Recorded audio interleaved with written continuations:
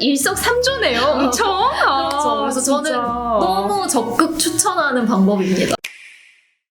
안녕하세요. 소피의 사랑방에 찾아주신 여러분. 오늘은 아주 귀한 손님을 모시고 왔는데요. 류주현님이시고요. 저희 인고를 거의 1년 넘게 수강을 하시고 계신 아주 모범생 스튜던트이십니다. 이분은 이번에 애리조나 대학교라고 University of Arizona의 환경정책 전공, 특히 Government and Public Policy 이 전공으로 박사를 가시게 되셨는데요. 이제 곧 출국이시죠. 7월 말에 출국 앞두고 계신데 어쨌든 너무 축하드리고 예비 박사님 소개드립니다. 박수로 맞아주세요. 안녕하세요. 우리 주연님 생각하면은 딱 먼저 떠오르는 게 아주 밝은 기운이거든요. ENFP시잖아요. 네. 우리가 또 같은 ENFP 출신인데 어쨌든 이 ENFP가 참 공부하기 쉽지 않은 MBTI예요. 그죠? 힘들어요.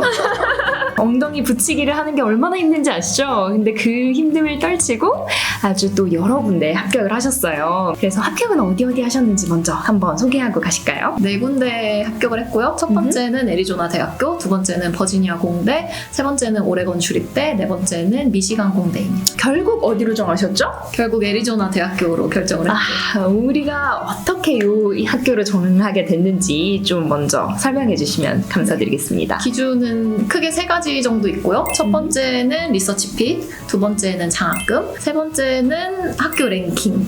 저는 랭킹도 되게 중요하게 생각을 했어요. 특히 미국에서 이제 연구 활동을 하다 오신 분이 취업을 할 때는 학교 랭킹을 보니 학교 타이틀을 생각해서 고르는 것도 중요하다라고 얘기를 해주셨죠. 이해가 되기는 합니다. 이 인고를 통해서는 인터뷰 준비를 또 꽤 많이 하셨잖아요. 아주 또 비법이 있으시다고 해서 또 한번 전수를 받아보겠습니다. 제가 인고를 통해서 인터뷰 준비를 거의 다 했고요. 그 중에 제일 꿀팁은 매번 새로운 선생님의 수업을 들은 거. 인고올에 선생님이 엄청 많잖아요. 네. 그래서 거의 절반 정도의 선생님 수업을 들어본 것 같아요. 인터뷰를 한다는 게 매번 새로운 사람 앞에서 나를 소개하는 과정이잖아요. 그래서 항상 새로운 선생님과 첫 번째 수업은 인터뷰 수업으로.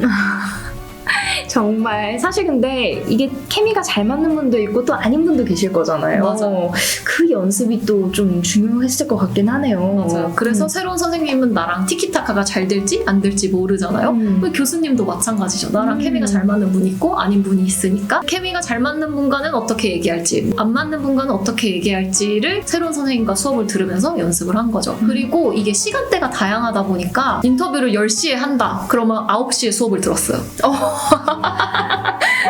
이게 말도 그렇고 영어도 그렇고 하면 할수록 잘 나오잖아요. 그래서 그 직전에 수업을 예약을 해서 진짜요? 30분 동안 입을 풀고 그 다음에 나머지 30분 동안 준비할 거 마지막 최종 정리하고 그리고 이제 10시에 딱 인터뷰하고 이런 식으로 했습니다. 오, 소름 엄청 안 FP적으로 계획적으로 하고 하셨네요. 특히 이제 인터뷰 볼 때 되게 좀 꿀팁이 있다고 그때 말씀하신 거 있었는데 네. 어떤 거였죠? 네, 첫 번째는 자료를 준비를 하는 거예요. 영어에 대한 두려움을 떨쳐내는 게 저의 가장 큰 목표였어요. 매일 전화 영어를 했었고 인고올 수업을 통해서도 영어에 대한 두려움을 계속 없앴고 전략을 짰죠. 자료가 있으면 내가 의지할 곳이 있기 때문에 말이 더 잘 나와요. 네. 그래서 자료를 한 장에서 2장 정도만 준비를 했어요. PPT처럼 한 건가요? PPT를 한 장에서 2장만 준비를 했고 더 길게 하지 않은 건 어떤 사람의 후기에서는 이게 형평성에 문제가 있기 때문에 아예 안 보겠다라고 해서 거절을 당했다는 얘기도 있었어요. 그래서 한 장에서 2장 정도면 짧으니까 오케이를 해주시거든요. 그래서 내가 의지할 곳이 있어서 말이 더 잘 나오는 효과가 있고요. 또 다른 측면에서는 교수님들이 적극성을 잘 봐주신 것 같아요. 얘가 이렇게까지 우리 학교에 관심이 있고 노력을 해서 인터뷰를 보러 오는구나 라는 것도 있고 또 다른 하나는 연구자는 자료를 잘 만드는 것도 중요하잖아요. 맞아요. 나의 생각을 잘 정리해서 자료를 만드는 것도 중요하기 때문에 그 측면도 내가 평가받을 수 있다는 점에서 좋았던 것 같아요. 그러니까 일석삼조네요. 엄청. 그렇죠. 그래서 저는 너무 적극 추천하는 방법입니다. 진짜 또 사실 인터뷰 들어가면 생각 안 나는 게 그 논문 저자 누구였지? 이러면서 이거 말해야 되는데 갑자기 타이틀 생각 안 나고 막 이러는데 이거 진짜 꿀팁인데요, 여러분. 꼭 써보시면 좋을 것 같아요, 진짜. 두 번째 팁은요. 제가 질문을 준비를 많이 했어요. 내 영어 실력을 들통나면 안 된다. 이런 걱정이 많아서 교수님을 말을 많이 시켜야겠다라는 전략으로 간 거죠. 아주 좋은데요? 연구실에 대해서 물어보고 싶은 거, 교수님 연구에 대해서 물어보고 싶은 거, 그런 기본적인 것들을 준비를 했고 제가 먼저 질문을 많이 던졌어요.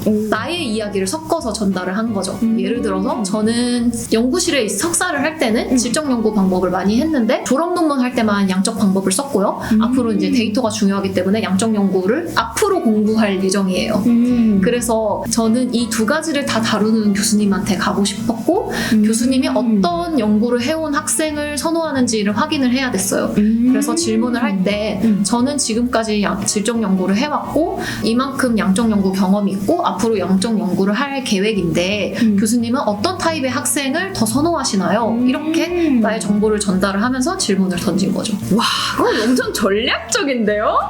전략을 많이 세웠어요. 그래서 그 리스트도 인터뷰의 흐름을 상상을 하면서 짠 거죠, 순서를. 와, 대박. 이런 질문을 했을 때 이런 식으로 대답을 할 거라 예상되니까 그 다음 질문에 이렇게 하고 교수님만을 위한 광대가 되어보자 라고 생각해서 리액션을 엄청 열심히 하면서 이 다음에는 이 질문을 해야겠다라는 걸 머릿속으로 계속 생각을 하면서 인터뷰를 본 거죠. 대박. 진짜 뭔가 이렇게까지 준비를 하는구나 싶네요. 근데 되게 머릿속에 시뮬레이션 다 잡고 들어가고 또 선생님들랑 또 이제 준비도 하고 들어가셨으니까 뭔가 좀 안정된 상태에서 갔을 것 같아서 더 좋은 결과가 좀 나오지 않았나. 맞아. 너무 잘하셨다. 면접 볼 때 어떤 질문들이 좀 나왔었나요? 자기소개를 해달라고 시작을 하시잖아요. 그러면 그때 이제 자료를 보여주면서 얘기를 쭉 해요. 그러면 이제 저의 전반적인 이력에 대해서 다 얘기를 하니까 연구했던 거에 대한 추가 질문을 하고 그리고 그걸 받으면서 내가 질문할 게 있으면 뭐 예를 들어서 이 연구를 했을 때 뭐 방법론 어떻게 했냐 그럼 방법론 얘기를 하니까 그러면은 교수님은 어떤 연구 경력을 가진 학생을 선호하세요? 라는 식으로 티키타카를 만들어 간 거죠. 그래서 사실 어떤 질문을 받았느냐라고 물어보시면 기억이 안 나요. 전 대화를 했다고 생각을 해서 아주 이 인터뷰 고급 스킬을 쓰셨는데요. 끝나고 나니까 내가 인터뷰를 본 건지 내가 교수님을 정말 괜찮았을까라는 걱정이 들었는데 제가 이 애리조나 대학교 인터뷰를 2번 봤어요. 교수님 컨택해서 교수님이랑 대화를 하고 그 다음에 이제 커미티에 계신 교수님 2분이 연락이 와서 정식 인터뷰를 봤는데 그때 엄정을 했었거든요. 내가 교수의 인터뷰를 한 것 같은데 이게 정말 괜찮은 걸까라고 했는데 그 교수님들이 걔가 너랑 얘기했는데 너무 재밌었대 라고 얘기를 해주시는 거예요. 진짜 역시 왜 그런 거 있잖아요. 잘 들어주는 사람이 나랑 대화를 되게 잘했다라고 느낀다는 그런 연구? 네.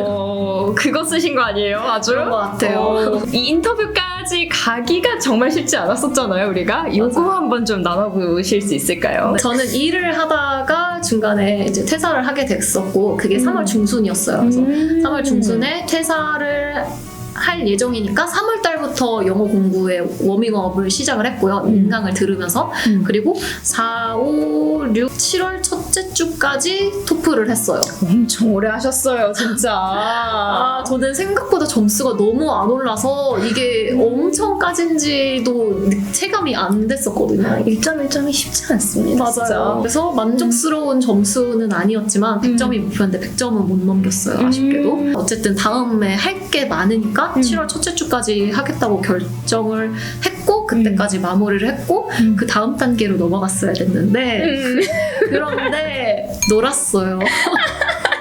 7월, 8월, 9월, 10월 중순까지 놀았어요. 뭐라고요? 10월 이후에 진짜 완전 발등의 불인데요? 맞아요. 그때 이제 학교를 찾아본다는 명목 하에 학교만 지지부진하게 찾으면서 이제 시간을 보낸 건데 제가 하는 전공과 제 분야는 인터넷에 랭킹을 쳤을 때 쭈르륵 나오는 그런 전공이 아니에요. 약간 공대, 경영대 이런 스타일 아닌 전공이잖아요. 맞아요. 환경은 보통 공대에서 하는데 심지어 환경을 인문사회학적 관점에서 하는 곳이 많지도 않고 그 많지 않은 데서 이제 찾는 것부터가 시간이 걸리고 이 환경을 인문사회학적으로 다루는지도 체크를 했어야 됐고 그러니까 학교 랭킹을 그냥 친 다음에 그 학교에 들어가서 프로그램 리스트를 보고 거기서 나랑 맞는 키워드가 하나하나 다 보는 거예요. 그래서 그 교수님이 질적 연구했는지 양적 연구했는지 뭐 환경 중에서도 어느 거를 하는지 그거 논문 하나하나 다 봐야 되잖아요. 또 체크를. 제목만 봤어요. 너무 오래 걸려서. 아이고. 그래서 이제 그게 생각보다 시간이 오래 걸려서 이제 놀면서 10월 중순까지 그 일을 했고요. 10월 중순부터 아 이제 큰일 났다라는 생각이 들어서 그때부터 이제 서류 준비랑 뭐 영어 공부랑 컨택이랑 이걸 다 동시에 한 거예요. 미쳤다. 진짜 정말 미쳤어요. 근데 그것도 10월 달에는 레주메만 썼어요. SOP랑 뭐 PS를 안 쓰고 오 마이 갓. 레주메만 한 달을 쓰고 와 진짜 여러분 이렇게 하시면 진짜 탈나요. 너무 체력적으로 완전 힘드셨겠어요. 맞아요. 진짜 거의 뭐 밤샜을 것 같은데 네. 진짜. SOP랑 PS를 11월 중순부터 했고요. 이렇게 하시면 안 돼요. 이제 12월 1일 마감인 학교는 서류가 준비가 안 돼서 아예 못 썼죠. 그게 또 탑스쿨들이 많은데 12월 1일이 맞아요. 그래서 이렇게 하면 안 된다고 말씀드리는 거예요. 아이고 진짜 너무 아깝다요. 네. 이렇게는 하지 말라. 음. 조금 더 뭔가 이렇게 해라. 이런 거를 좀 말씀을 해주실 수 있을까요?